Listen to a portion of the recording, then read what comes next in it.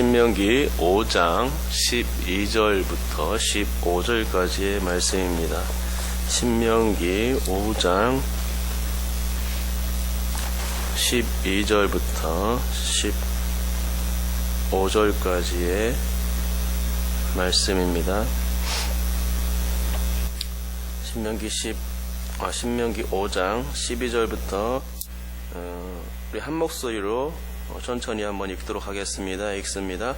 내 하나님 여호와가 내게 명령한 대로 안식일을 지켜 거룩하게 하라. 엿새 동안은 힘써 내 모든 일을 행할 것이나 일곱째 날은 내 하나님 여호와의 안식일인즉 너나 내 아들이나 내 딸이나 내 남종이나 내 여종이나 내 소나 내 낙이나 내 모든 가축이나 내 문 안에 유하는 객이라도 아무 일도 하지 못하게 하고 내 남종이나 내 여종에게 너같이 안식하게 할지니라.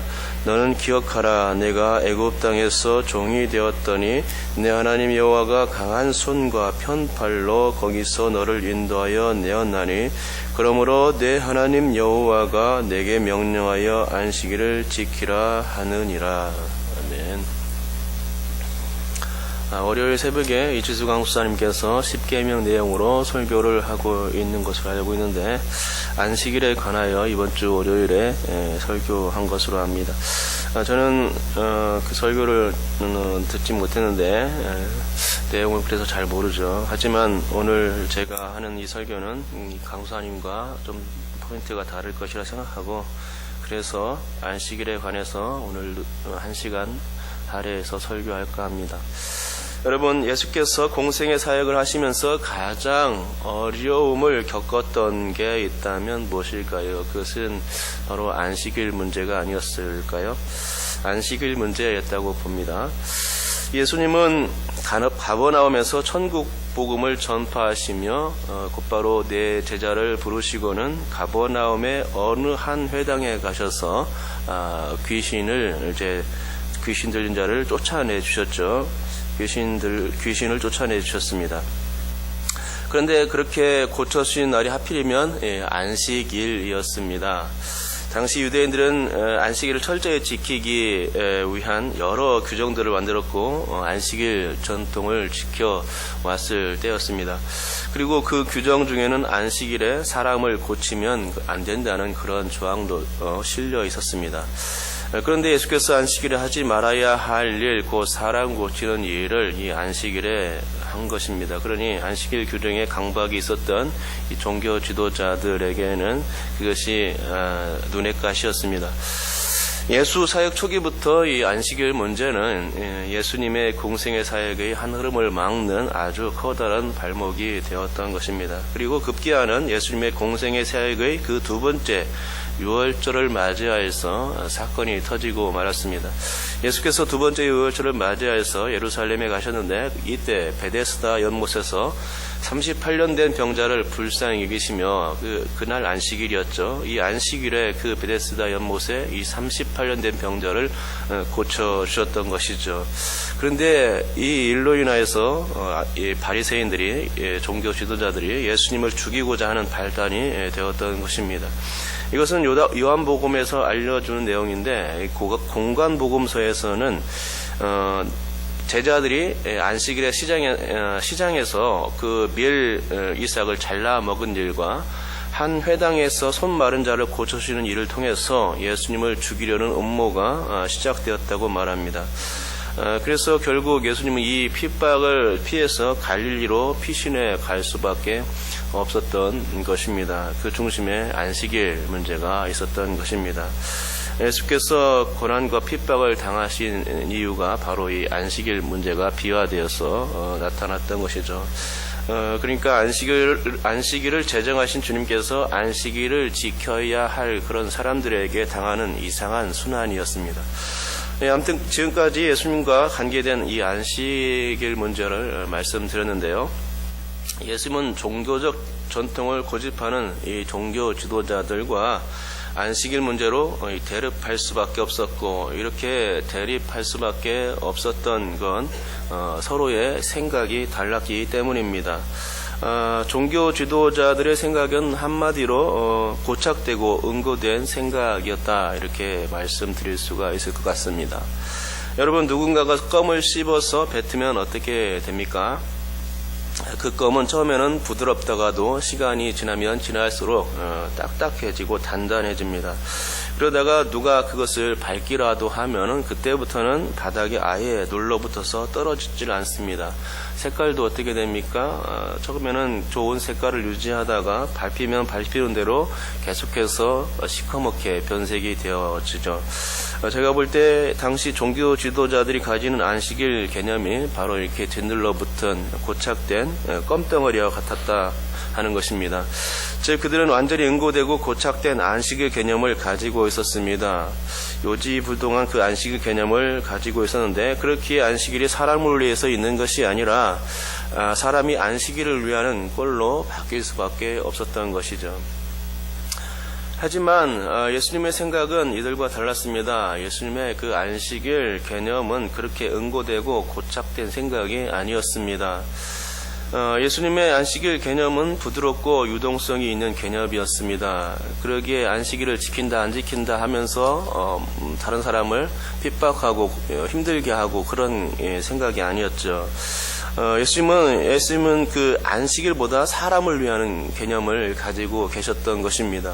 그 개념은 안식일 문제와 관련하여 바리새인과 실갱이를 하실 때 예수께서 주신 말씀에서 나타납니다. 곧 이것입니다. 예수께서 이르시되 너희 중에 어떤 사람이 양 한 마리가 있어 안식일에 구덩이에 빠졌으면 끌어내지 않겠느냐? 사람이 양보다 얼마나 더 귀하냐? 그러므로 안식일에 선을 행하는 것이 옳으니라 하시고, 바로 여기에 우리 주님의 이 생각이 깃들어 있습니다. 그렇습니다. 이 말씀은 어느 한 회당에서 안식일에 손 마른 사람을 고쳐주시면서 바리새인들에게 해주신 말씀인데요. 그런데 여기에 예수님의 생각이 고스란히 담겨 있습니다. 곧 예수님의 생각이란 다른 게 아니라 고통당하는 사람을 어찌 안식일이라고 해서 고쳐주지 않겠는가라는 이런 생각이었죠. 즉, 안식일 규정이 중요한 것이 아니라 안식일 개념, 안식일 정신이 중요하다, 이런 말씀을 주신 것입니다. 안식일에 소나 양을 구덩이에서 꺼집어내는 것을 허용하는 것이라면 당연히 사람을 살리는 일은 더더구나 해야 한다는 주의 주장이 바로 예수님의 생각이었던 것입니다.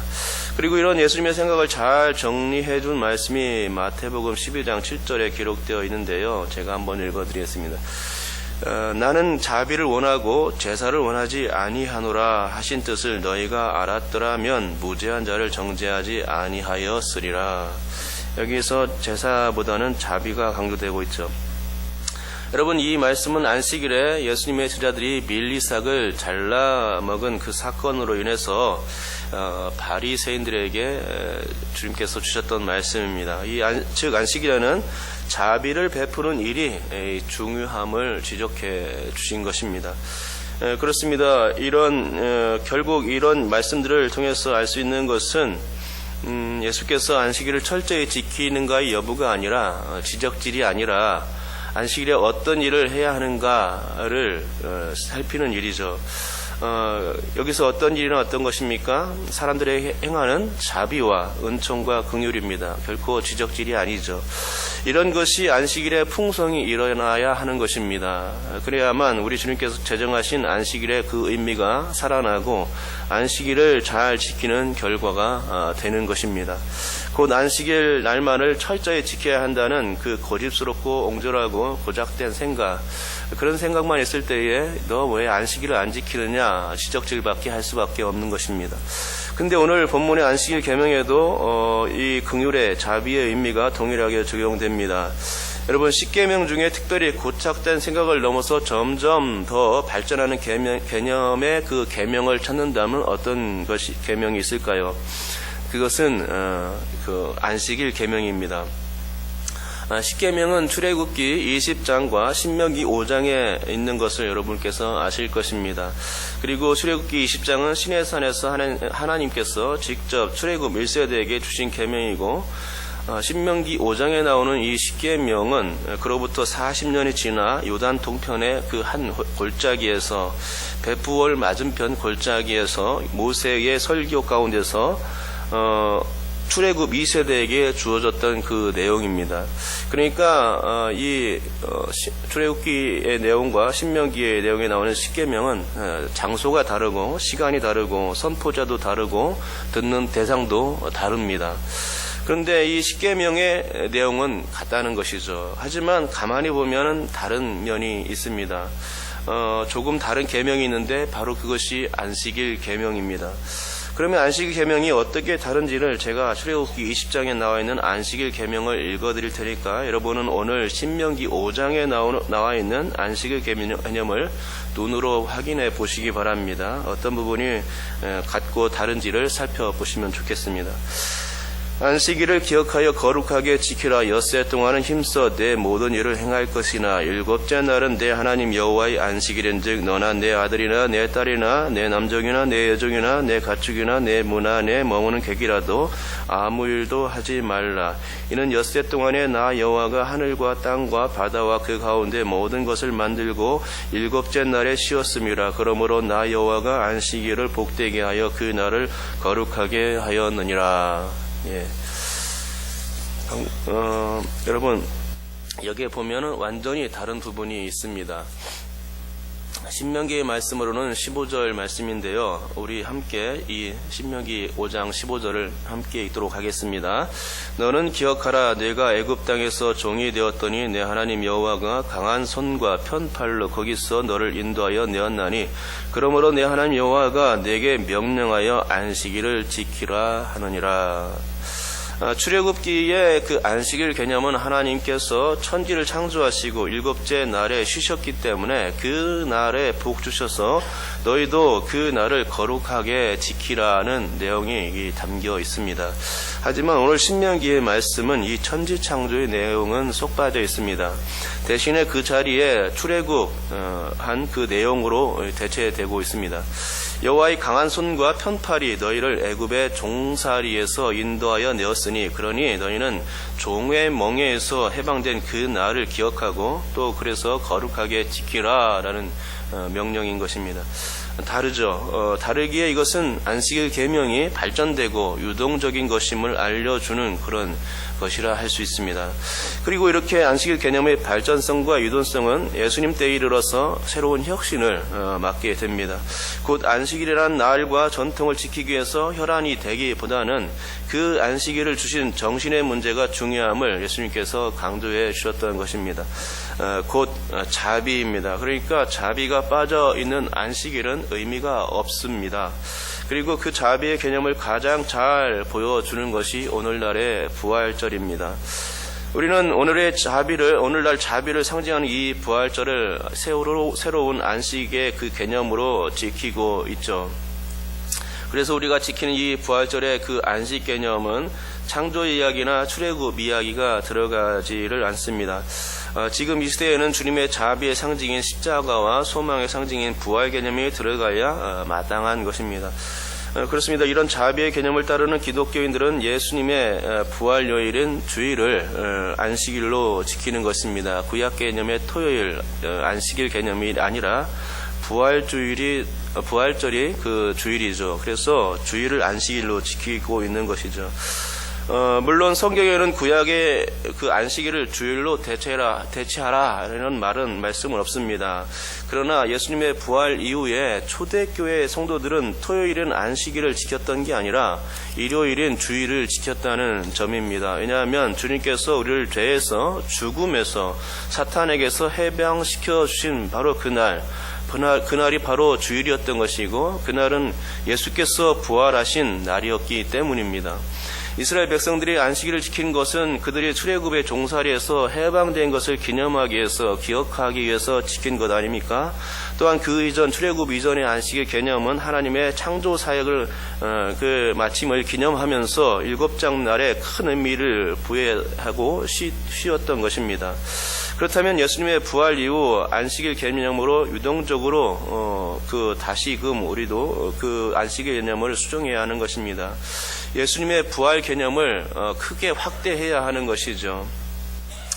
예수님의 부활로 인하여서 우리가 어떻게 된 것입니까? 우리가 구원받은 것입니다. 예수님께서 우리를 구원하실 수 있다는 것을 부활로서 보여주신 것입니다. 곧 성경이 그것을 우리가 토요일 안식일을 주일로 대체하라는 그런 내용을 명시하지는 않는다 하더라도 우리는 초대교회의 전통을 본받아서 또 예수 그리스도의 부활을 인하여서 그 안식일 개념을 주일로 바꿀 수 있어야 하는 것입니다. 왜냐하면 주님의 부활은 구속의 날로서 우리가 모든 속박에서 벗어난 날이기 때문입니다. 구약의 출애굽기 20장과 신명기 5장에 나온 그 계명들은 다 안식 개념으로서 모든 속박에서 벗어나고 쉰 그 의미를 거기에 담고 있기 때문에 오늘날의 기독교가 지키는 그 부활절 주일은 안식 개념에 속한다고 볼 수 있는 것입니다. 그렇습니다. 우리는 예수 그리스도께서 부활하신 날 그 주일을 특별한 안식 개념으로 받을 수 있어야만 합니다. 그런데 이거는 거기서 끝나서는 안 된다는 것이죠. 곧 안식일의 자비를 실천해야 하는 것입니다. 공생애 때 예수께서 매 안식일마다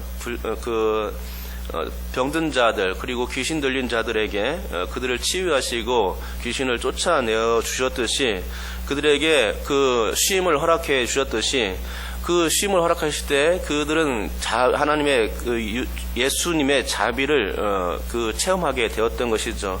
그렇기 때문에 매 안식일마다 예수님께서 자비를 베풀어 주셨는데 그렇게 예수님께서 자비를 베풀어 주신 것처럼 우리도 그런 자비를 베풀어야 한다는 것입니다. 그런데 이 자비는 출애굽기 20장과 신명기 5장에서도 공히 드러나는 개념입니다. 그러니까 발전되고 유동적인 개념이 안식일 개념에 들어가 있기도 하지만 똑같은 개념이 지속적으로 적용되는 것이기도 합니다. 출애굽기와 신명기에 공히 적용되는 그 계명은 뭐냐면은 오늘 본문에서는 14절입니다. 우리 14절을 한번 같이 읽도록 하겠습니다. 일곱째 날은 내 하나님 여호와의 안식일인즉 너나 내 아들이나 내 딸이나 내 남종이나 내 여종이나 내 소나 내 낙이나 내 모든 가축이나 내 문 안에 유하는 객이라도 아무 일도 하지 못하게 하고 내 남종이나 내 종에게 너같이 안식하게 할지니라. 아멘. 이 말씀을 한마디로 말하자면 자비입니다. 곧 은혜를 베풀어 자유하게 하는 날이 바로 안식일 개념, 안식일 정신이라고 할 수 있죠.